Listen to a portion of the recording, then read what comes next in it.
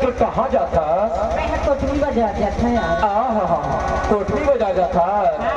अरे सुन ना टूरी, बता ना। अरे महू न जाना रिशिया कोठरी बाजार। कहाँ होगी?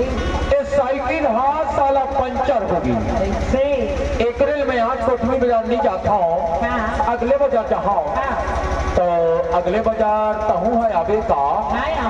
बुलावे तो नहीं बुलावा। ले तो चल देख लो होगी। ले चल। हाया जाबी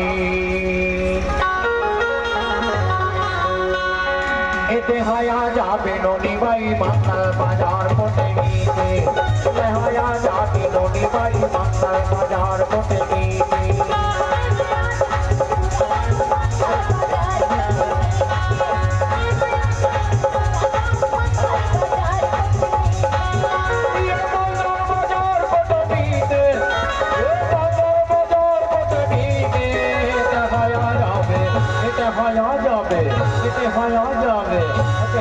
जाबे मोला छन भुलावे नहीं भुलावा।